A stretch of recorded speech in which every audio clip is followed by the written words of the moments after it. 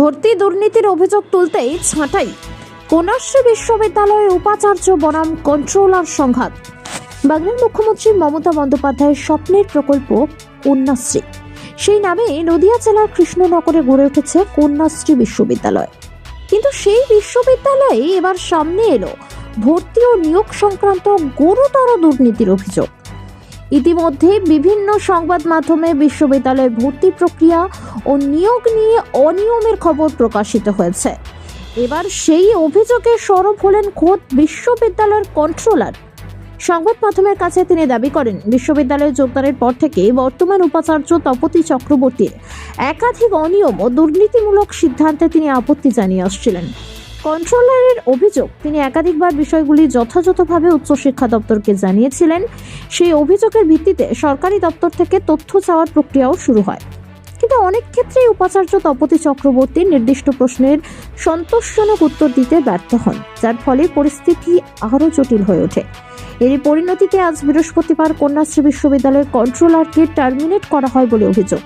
ছাঁটাইয়ের পরই তিনি প্রকাশ্য উপাচার্যের বিরুদ্ধে গুরুতর অভিযোগ তোলেন এবং সম্পূর্ণ ঘটনার নিরপেক্ষ উচ্চ পর্যায়ের তদন্তের দাবি জানান। এই ঘটনাকে ঘিরে কন্যাশ্রী বিশ্ববিদ্যালয়ের অন্তর্মহলে তীব্র চাঞ্চল্য ছড়িয়েছে। এখন দেখার রাজ্যের উচ্চ শিক্ষা দপ্তর এই অভিযোগে কি পদক্ষেপ গ্রহণ করে।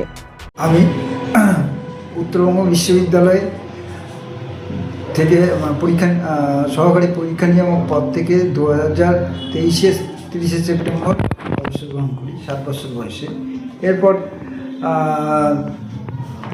8ই আগস্ট 2025 উচ্চশিক্ষা দপ্তরের নিয়োগপত্রের মাধ্যমে আমি কৃষ্ণনগরে তথা রাজা কৃষ্ণচন্দ্রের ঐতিহ্যবাহী শহর কৃষ্ণনগরের মহিলা বিশ্ববিদ্যালয় কন্যাশ্রী বিশ্ববিদ্যালয়ে পরীক্ষা নিয়ামক হিসাবে যোগদান করি এবং পরীক্ষা নিয়ামক হিসাবে যোগদান করার পর যোগদান যেদিন করি তারপর থেকেই বর্তমান মাননীয় উপাচার্য অধ্যাপিকা তপতী চক্রবর্তী আমার সহিত বিরূপ আচরণ শুরু করেন এবং প্রতি ক্ষেত্রে উনি একই কথা বলেন যে বিগত দিনে বিশ্ববিদ্যালয় 2020 থেকে এটা শুরু হয়েছে। বিগত দিনে যারা এখানে কাজ করে গেছেন, অর্থাৎ উপাচার্যরা কাজ করে গেছেন, তারা সবাই অবৈধ কাজ করে অন্যায় কাজ করে গেছেন, যেগুলো কোনো কিছুই বর্তমানে না, সেগুলো সবগুলোকে পরিবর্তন করতে হবে। এবং সেক্ষেত্রে আমি নিজেই দেখছি যে উনি বরঞ্চ সর্বক্ষেত্রে বেনিয়মেই কাজ করছেন। প্রাক্তন উপাচার্যগণ যেমন মাননীয়া মিতা ব্যানার্জি মহাশয়া, মাননীয়া কাজল দি মহাশয়া, ওনারা বিগত দিনে যা কাজ করে গেছেন তারা সুষ্ঠুভাবে কাজ করে গেছেন বলেই আমার জ্ঞাত।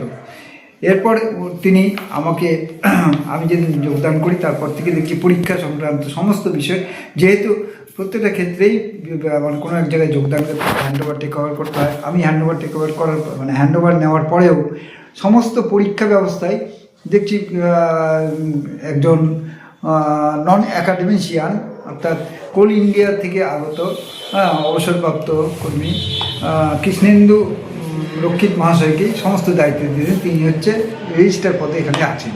এই বিশ্ববিদ্যালয়ে যোগদান আগে থেকে আমি জানতাম যে মাননীয় মুখ্যমন্ত্রীর স্বপ্নের এই প্রকল্প হচ্ছে এই বিশ্ববিদ্যালয়। কন্যাশ্রী বিশ্ববিদ্যালয় প্রতিষ্ঠিত হয়েছে নারীদের উচ্চশিক্ষা ও স্বনির্ভরতার লক্ষ্যে। সেই সাপেক্ষে আমি এই বিশ্ববিদ্যালয়ে, যেহেতু আমি একটা পরীক্ষা নিয়ামক বিভাগে ছিলাম, এবং সেই সাপেক্ষে এই বিশ্ববিদ্যালয়ে যাতে সুষ্ঠুভাবে এবং ছাত্রীদের সার্বিক স্বার্থে কাজ করতে পারি, সেই প্রতিজ্ঞা নিয়েই কিন্তু আমি এখানে যোগদান করেছিলাম এবং কাজ করতে শুরু করেছিলাম।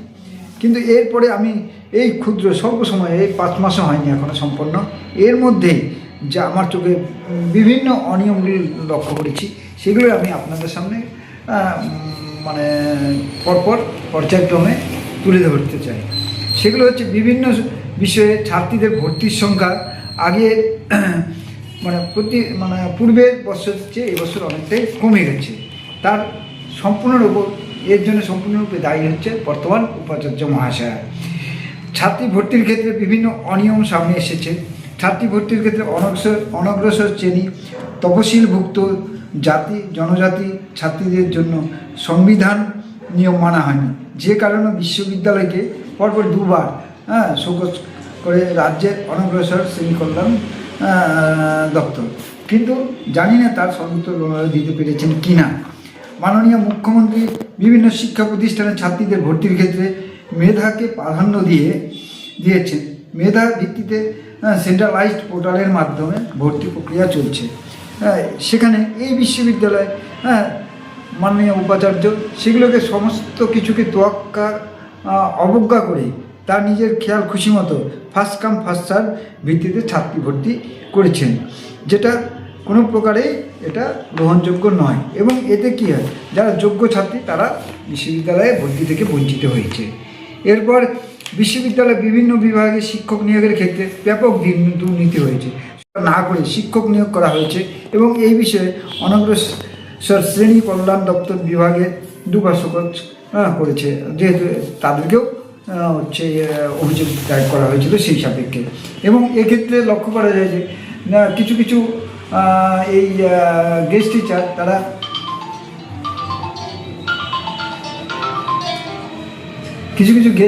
তারা এনওসি না নিয়ে, আপনারা সবাই জানেন যে কোনো একটা সংস্থাতে চাকরি করতে হলে অন্য আরেক জায়গায় যদি ইন্টারভিউ দেয় সেখানে এনওসি লাগে।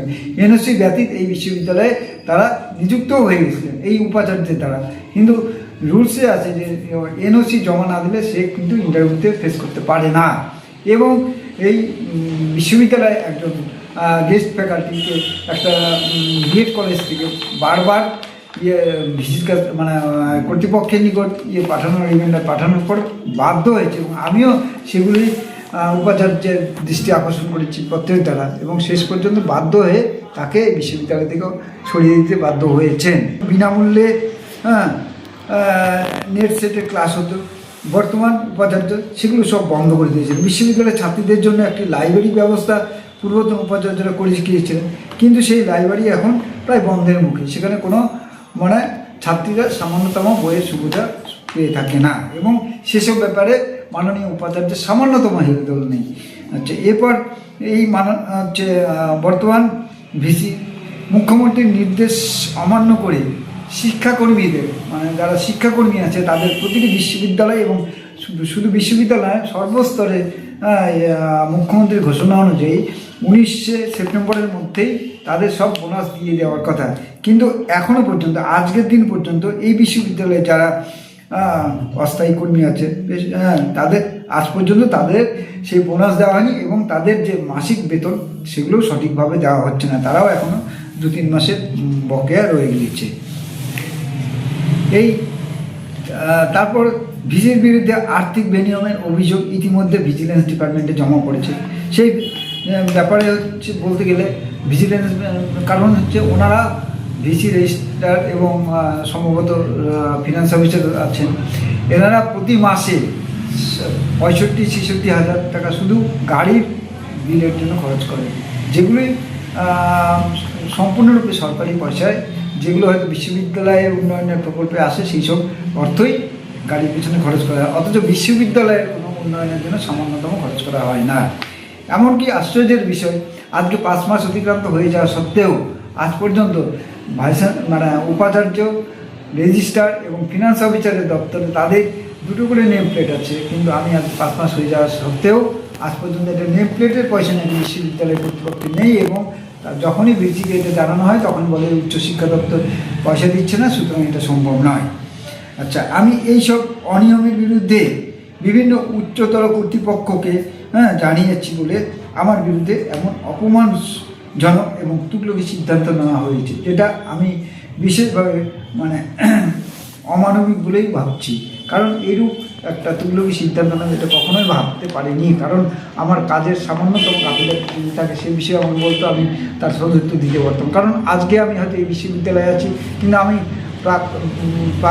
বিগত দিনে উত্তরবঙ্গ বিশ্ববিদ্যালয়ে যে কর্ম করে এসেছি, আজও সে লক্ষাধিক ছাত্রছাত্রী যারা দেশ বিদেশে রয়েছে তারা কিন্তু এখনও আমার দ্বারা উপকৃত হয়। তারা যে কোনো সময়ে যদি আমার সঙ্গে যোগাযোগ করে তাদের উপরে সমস্যার সমাধানে আমি সচেষ্ট হয়ে থাকি। এরপর আমাকে কাজ থেকে টার্মিনেট করার যে চিঠি দেওয়া হয়েছে সেই চিঠিতে ভিসি আমার একাধিক নোটিশ বা শোকজ করেছেন বলে উল্লেখ করা হয়েছে, কিন্তু আমি আজ পর্যন্ত ওনার কোনো হার্ড কপি বা সফট কপি আজ পর্যন্ত আমি কোনো শোকজ পাইনি। সুতরাং হায়ার এডুকেশন তথা উচ্চশিক্ষা দপ্তরের কাছে এটা আমার বিশেষভাবে অনুরোধ, ওনারা কিভাবে এটা মানে জানাবো এবং এমন অপমান আচরণের সত্য না পেলে প্রয়োজনে বিচার বিভাগীয় ব্যবস্থা নিতে আমি দ্বারস্থ হতে বাধ্য হব। কারণ হয়তো প্রয়োজন বোধে আমাকে লিগ্যাল নোটিশ পাঠাতে হতে পারে উচ্চশিক্ষা দপ্তরকে, কারণ এটা কোনো প্রকারেই গ্রহণযোগ্য না। একজন মানুষকে যদি, যে কোনো একজন কর্মীকে যদি তাকে টার্মিনেট করা হয়, তার আগে তাকে শোকজ করতে হয়, কিন্তু তারা কোনো রকম শোকজ না করে আমাকে কীভাবে টার্মিনেট করতে পারবে। উত্তরবঙ্গ বিশ্ববিদ্যালয়ে আমি দীর্ঘদিন সততার ন্যায় নিষ্ঠার সঙ্গে কাজ করেছি এবং আমার দীর্ঘ কর্মজীবনে এমন অবমাননার নিদর্শন নেই। আমি অত্যন্ত মর্মাহত এবং বিব্রত এবং আমি মানসিকভাবে সত্যিই আমি ভীষণভাবে আর কি দুর্বল হয়ে পড়েছি, যেটা আমি কোনোদিনই কামনা করতে পারিনি। হয়তো আমার অবসর গ্রহণের পরে এই কর্মযজ্ঞ শুরু করেছিলাম, কিন্তু এখান থেকে যে এভাবে আমাকে মানে ইলিগালভাবে আর কি আমার প্রতি একটা দায় চাপিয়ে দেওয়া হলো যে আমাকে শোকজ করা হয়েছে। কেন করা হয়েছে তার কারণ আমি নিশ্চয়ই আইনি পদক্ষেপ নিতে বাধ্য হব যে এগুলো কেন করা হয়েছে। আমি তো বিশ্ববিদ্যালয়ে সামান্যতম ক্ষতি করিনি, আমি বরঞ্চ বিশ্ববিদ্যালয়ে অনেক কাজ করেছি যেটা হয়তো মাননীয় উপাচার্য নিজেও জানেন না। উনি নিজের ট্যাবুলেশন কি সেটাও নিজে সঠিকভাবে জানেন না। এবং ট্যাবুলেশন হচ্ছে যে কোনো বিশ্ববিদ্যালয়ের একটা বড় সম্পদ। যেই সম্পদটা কেন রাখা হয়, আজকে কোনো ছাত্রছাত্রী পড়াশোনা করছে, হয়তো 5 বছর 10 বছর 20 বছর পরে তার মার্কশিট সার্টিফিকেট কিছু হারিয়ে গেল, তখন তার ডুপ্লিকেট প্রয়োজন। তখন সে কোথা থেকে নেবে? ওই যে ট্যাবুলেশন থেকে নেওয়া হয়, ট্যাবুলেশন থেকে মার্কস তুলে তাকে ডুপ্লিকেট মার্কশিট দেওয়া হয়। হ্যাঁ, এটি হচ্ছে সিস্টেম। কিন্তু সেখানে আবার নিয়ম হচ্ছে ট্যাবুলেশনে 2জন ট্যাবুলেটারের দরকার হয়, সিগনেচার রাখতে হয়। কিন্তু সেক্ষেত্রে উনি কিছুতেই সেটা মানতে রাজি না। আমি ওনাকে বারবার জানিয়েছিলাম, কিন্তু উনি কী করেছেন, গেস্ট ফ্যাকাল্টি যারা দৈনিক হাজিরা, মানে ক্লাস নিলে পয়সা পাবে, না নিলে যাদের কোনো স্থায়িত্ব নেই, তাদের 2জনের নাম দিয়েছিলেন। এবং আমি বলেছিলাম যে না, ইউজিসির গাইডলাইন এবং হায়ার এডুকেশনের গাইডলাইন অনুযায়ী যদি গেস্ট ফ্যাকাল্টি হতে পারে, কিন্তু তারা কোনো সংস্থায়, স্কুলে হোক বা কলেজে হোক কিংবা মহাবিদ্যালয়ে হোক, বিশ্ববিদ্যালয়ে হোক, কোথাও মানে একদম স্থায়ীভাবে নিযুক্ত আছে, তাদের মধ্যে থেকেই করতে হবে। কিন্তু বলেই আমি জ্ঞাত এবং আমি আশা করছি যে এটা উচ্চশিক্ষা দপ্তর এই ব্যাপারটা দেখবেন, কারণ এটা কিন্তু সম্পূর্ণরূপেই উনি অবৈধ কাজ করেছেন। সবচেয়ে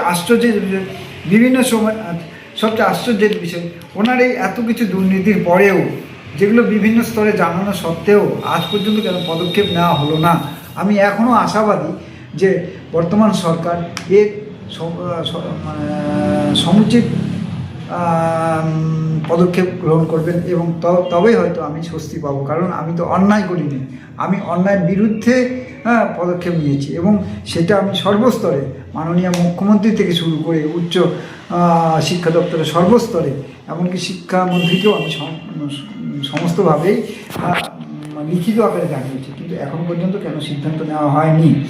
বিভিন্ন সময়ে বিভিন্ন কুকীর্তির সংবাদ মাধ্যম হচ্ছে আমাদের সমাজের মূল স্তম্ভ, তারাই পারে সমাজকে উন্নত শিখরে নিয়ে যেতে। আমি আশা রাখব এই সংবাদ মাধ্যমেই আমার এই চিন্তাধারাকে, আমার ব্যক্তি স্বার্থে না, এই বিশ্ববিদ্যালয় তথা এই কৃষ্ণনগরবাসীর ঐতিহ্যবাহী কৃষ্ণনগরবাসীর যে একটু মহিলা বিশ্ববিদ্যালয়, সেই বিশ্ববিদ্যালয়কে উন্নত শিখরে নিয়ে যাবার জন্য এই মিথ্যাবাদী অপদার্থ ভিসির বিরুদ্ধে প্রশাসনিক ব্যবস্থা নেওয়া হোক এবং আপনাদের দ্বারাই যাতে এর বিকাশ ঘটে, এই আশা রেখে আমি আমার সামান্য বক্তব্য শেষ করছি। আমি আশা রাখব আপনারা